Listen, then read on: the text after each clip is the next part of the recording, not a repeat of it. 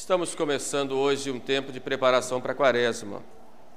Hoje é o domingo da 70ª, próximo domingo da 60ª e depois 50ª, aí logo entramos na quarta-feira de cinzas e o período quaresmal.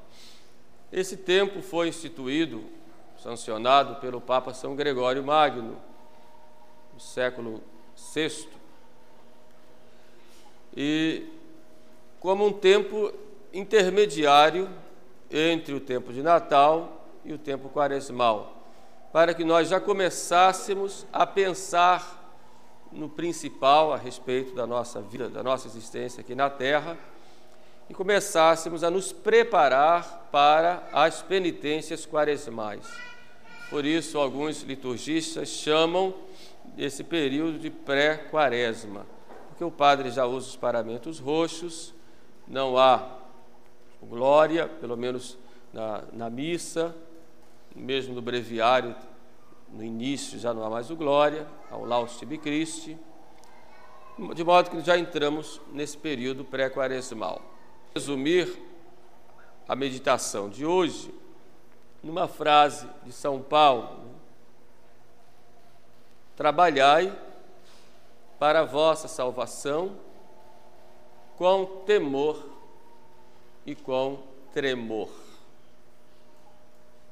Trabalhai para a vossa salvação.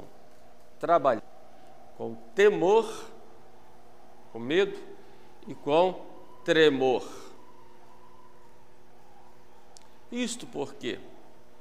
Porque a obra mais importante que existe para nós na Terra, o negócio mais importante, a empresa mais importante, o trabalho mais importante é a salvação da nossa alma. De que adianta o homem ganhar o mundo inteiro, diz nosso Senhor, se vier a perder a sua alma. E a nossa alma é tão valiosa que para salvá-la, um Deus se faz homem e morre pregado numa cruz. Derrama o seu sangue até a última gota exatamente para a salvação desta alma. Essa alma é tão importante e tão querida para Deus que para salvá-la, ele se submete a todas aquelas humilhações. Cristo se fez obediente e obediente até a morte, morte de cruz, para a salvação da nossa alma. E se apenas um homem tivesse pecado, mesmo assim, Deus, no seu infinito amor, se faria homem para salvar aquele homem. Tal é a importância que tem a nossa alma como imagem e semelhança de Deus. E ela é tão importante que o próprio demônio dá tanto valor à nossa alma, que ele trabalha, como diz São João Crisóstomo, trabalha mais para a nossa perdição do que nós trabalhamos para a nossa salvação. Ele não cessa, ele não dorme, ele está sempre atento, maquinando, preparando meios para nos fazer cair no pecado, para assim, abandonando a Deus, nós sermos condenados ao fogo do inferno eternamente. E o demônio faz isso porque ele sabe o valor que tem a nossa alma. Por isso São Paulo, repito, é bem firme e diz: trabalhai a vossa salvação com temor, temor de ofender a Deus, temor de se condenar, e com tremor, quer dizer com cuidado, com extremo cuidado, por a alma, tudo está perdido eternamente.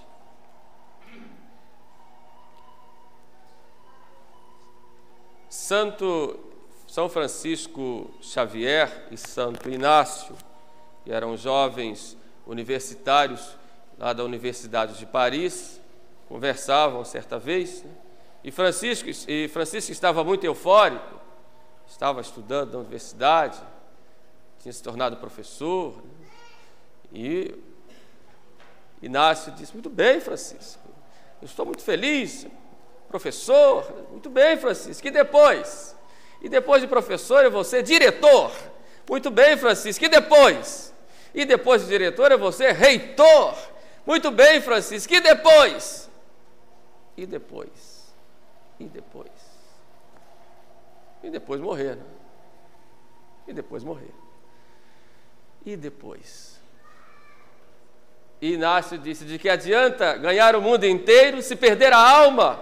Francisco. E aquilo tocou em São Francisco Xavier e ele resolveu então tomar um outro rumo na vida. E juntos, os 6 estudantes lá de Paris fizeram, sob a orientação de Santo Inácio, a Companhia de Jesus, os jesuítas que nós conhecemos. Tudo isso por causa do e depois. De modo que o princípio e fundamento da nossa vida, não digo só da vida espiritual, é da nossa vida, é este. O homem foi criado para conhecer, amar, reverenciar a Deus neste mundo e aí salvar a sua alma. Por isso o homem deve usar das coisas, tanto quanto elas nos levem para a salvação da nossa alma, e devem se afastar das coisas, das criaturas, tanto quanto elas nos afastam do nosso fim último, que é a salvação da nossa alma. De modo que nós devemos ser indiferentes, tanto faz vida longa ou vida breve, tanto faz pobreza ou riqueza, tanto faz glória ou humilhação, ignomínia, tanto faz saúde ou doença. O importante é a salvação da nossa alma. Isso é o mais importante. Trabalhai para a vossa salvação com temor e com tremor. São Paulo, na epístola de hoje, ele nos chama a atenção disso. No estádio, todos os atletas correm, mas um só recebe o prêmio. E recebe o prêmio de uma coroa corruptível. Ele se refere ao costume da época, e hoje também tem coisas semelhantes. Na época, os atletas corriam e no final recebiam uma coroa de folhas na cabeça. E a glória dos que estavam presentes, e os aplausos. E todos correm, um chega, e esse recebe o prêmio, que é uma coroa que se acaba, uma coroa que se corrompe, e o aplauso dos outros. Mas nós corremos não em busca de uma coroa que se acaba, devemos buscar uma coroa que não se acaba, uma coroa que ele chama de incorruptível. E se nós olhamos os atletas hoje, de quantas coisas eles se abstêm, né? Se alguém quer, ganhar uma medalha nas Olimpíadas, nos Jogos, como tem que ter uma vida regrada, horas para dormir, uma alimentação balanceada, levanta-se cedo, treinamento, o treinador força, aperta, consultas, acompanhamento médico. Quanto esforço tem que fazer, tem que se abster de tantas coisas, e tem que ter uma vida super regrada e de treinamento intenso, para que possa depois, no máximo, correr, chegar lá no alto, ganhar uma medalha, ser aplaudido, ser louvado, e depois acabou. São Paulo depois insiste, falando dos lutadores. Eu luto também, e corro também, mas não em busca de uma coroa que se acaba.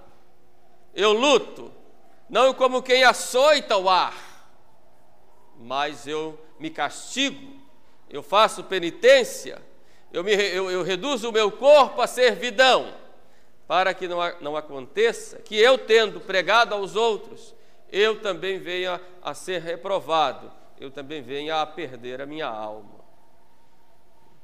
De modo que a nossa vida é esta corrida em busca de um prêmio, que não é uma medalha que se acaba, mas é o prêmio da vida eterna.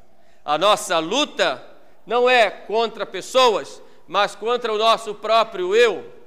Negue-se a si mesmo, de que fala nosso Senhor, castigo-me castiga o meu corpo e o reduz à servidão para que eu não venha a ser reprovado. O que ocorre é que nós buscamos tanto as glórias do mundo. Certa vez visitei uma família e me apresentaram lá numa cristaleira muitas medalhas que a família tinha recebido, né?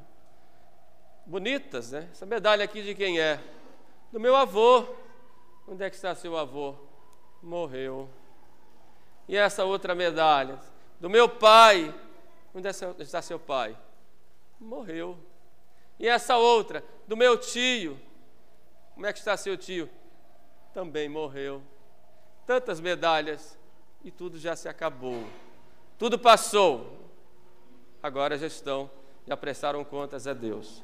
E nós buscamos tantas coisas aqui na terra. E um dia, tudo ficará. E o depois? Então, este prêmio que nosso Senhor quer nos dar, que é uma coroa de glória. Por isso, ele conta a parábola dos operários da vinha. Quem são esses operários? Somos nós. Quem é esse dono da vinha?